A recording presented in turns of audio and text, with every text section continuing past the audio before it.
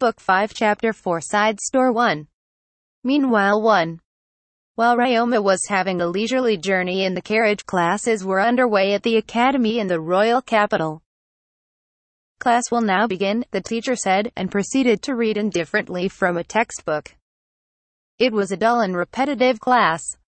The students listened in silence. One of those students was Eliaria. She sat up straight, looked right at the podium where the teacher stood, and listened to the lecture.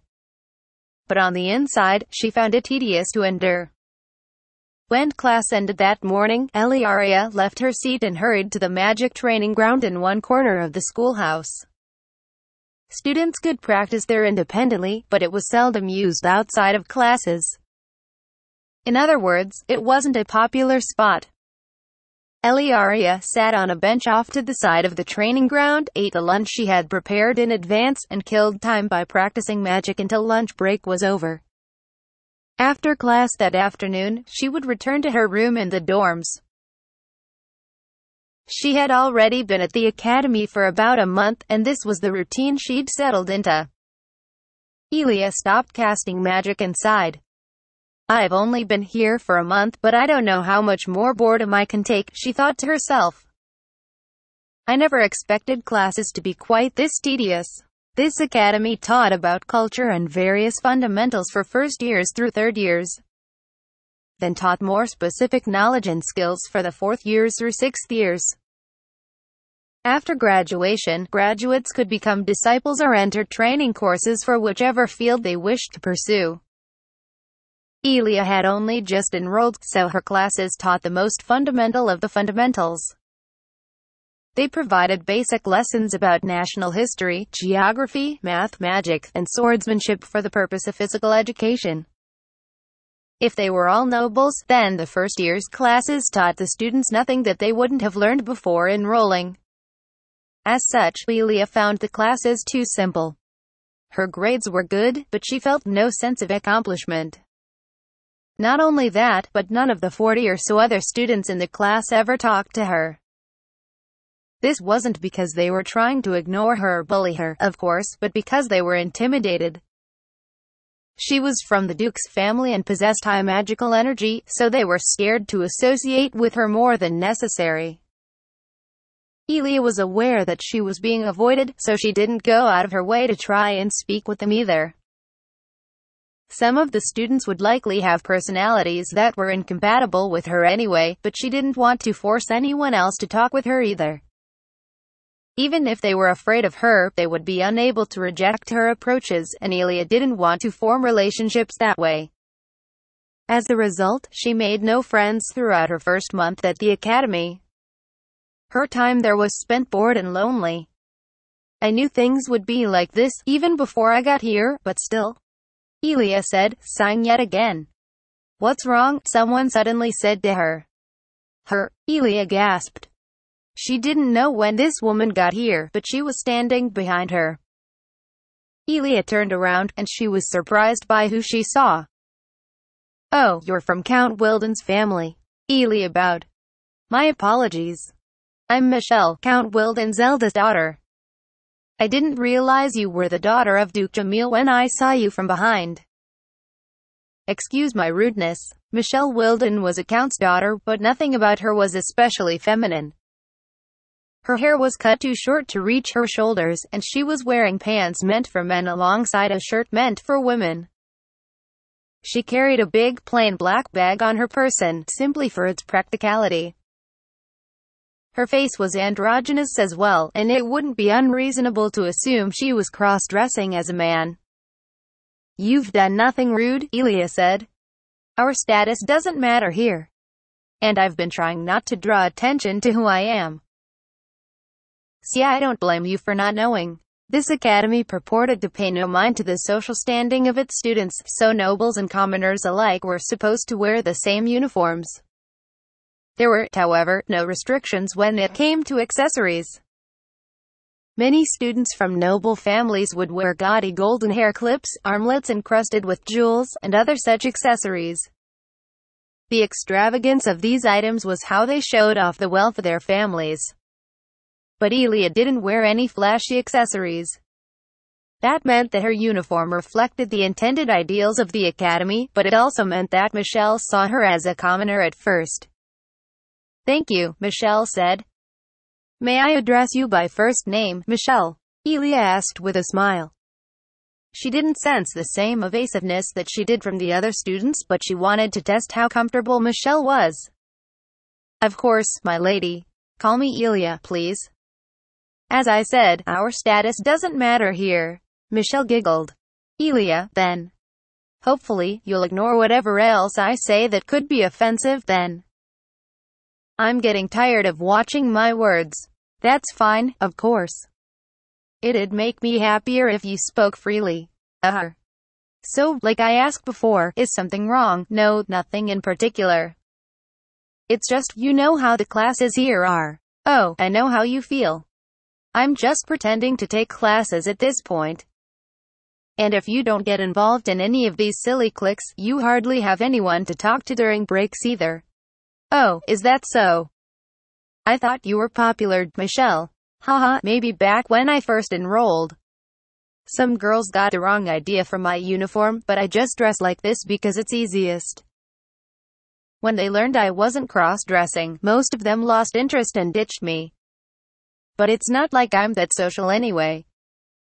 I avoid people because they can be a bother, which as it turns out, leaves you with nobody to talk to." "I see. Is that why you came here?" "No, I'm here for an experiment," Michelle said and took a piece of paper out of her bag. A magic circle was drawn upon it in pencil. "A magic circle? Are you an alchemist?" Michelle went wide-eyed at that question for a moment, but then smiled her biggest smile yet. "Unfortunately not. I'm studying a subject called magic circle science." Magic circle science? Magic circle science was an extremely minor field of study that began from alchemy circles, which would glow when magical energy was sent through them. It involved research into why magic circles reacted in that way, and whether that phenomenon could be utilized for something. After Michelle explained this, Elia looked curiously at the magic circle on the paper.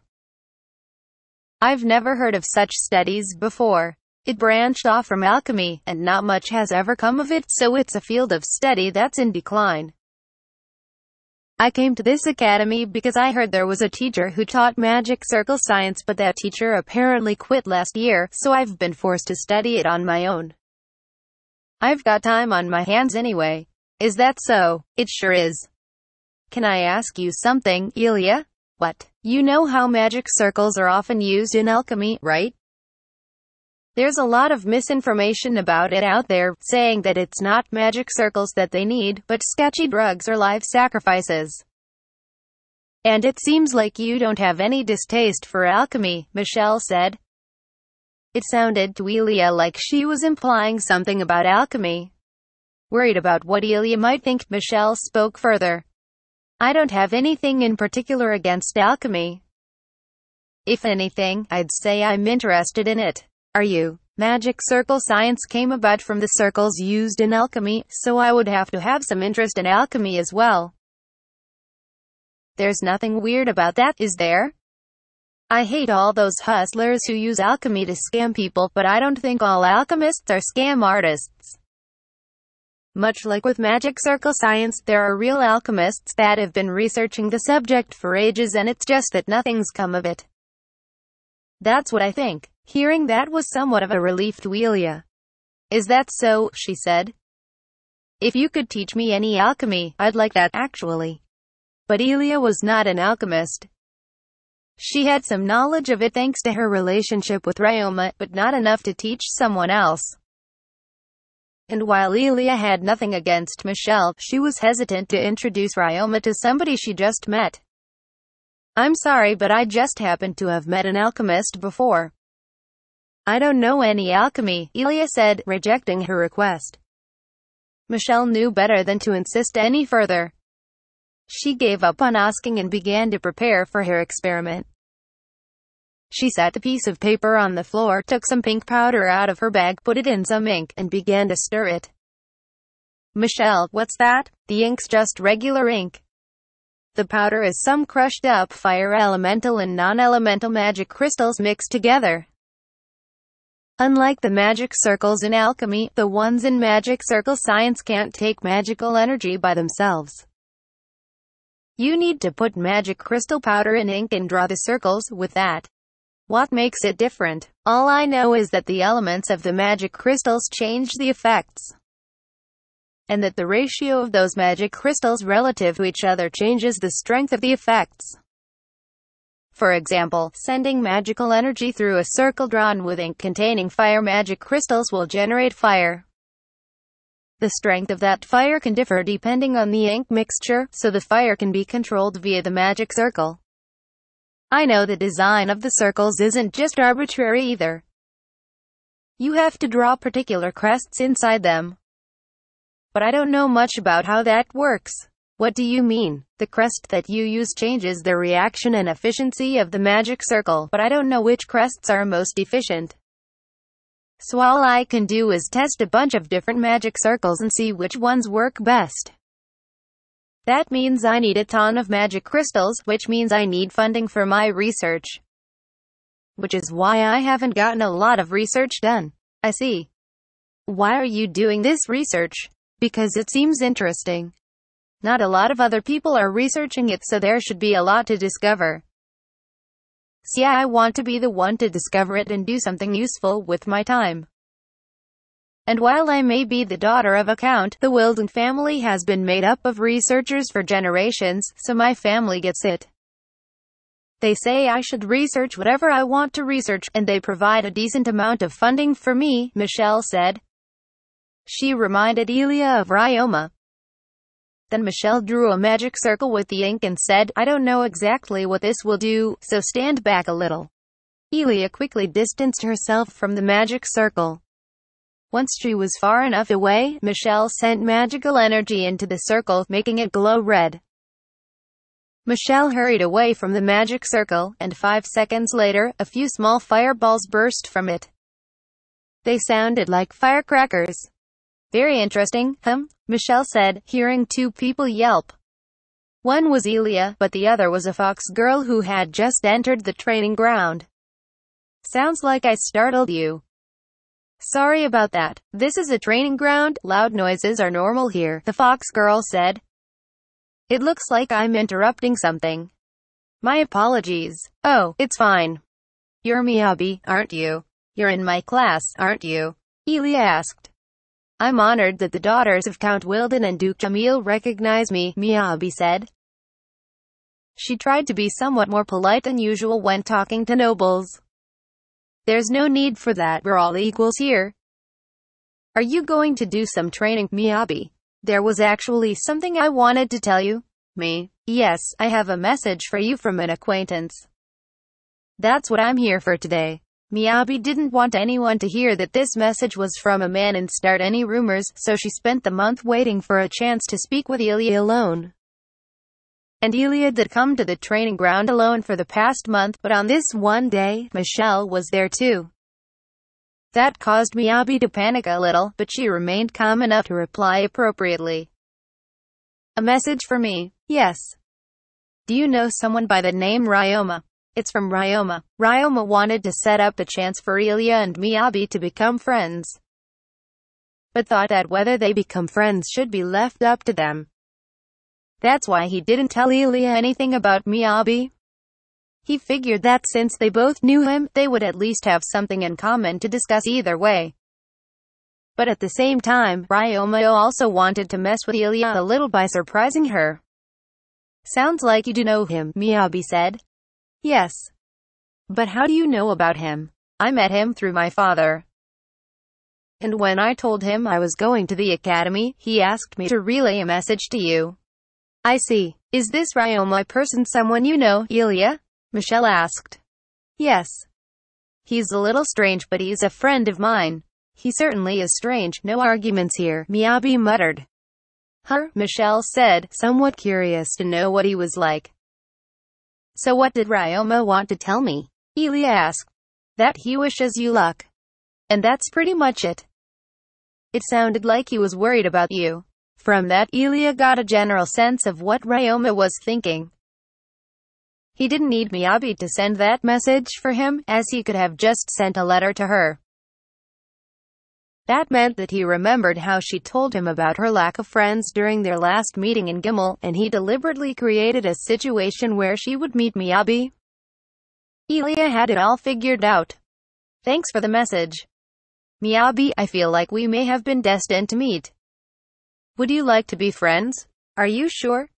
You'd be fine with calling me a friend? Status means nothing here. Besides, I'd hate to spend all my time at the academy on my lonesome. Well, I'm happy to be friends with you, then. Mind if I join the group? Michelle asked. I don't have many friends either. Miyabi smiled and welcomed Michelle too. Soon after they shook hands, the lunch break ended.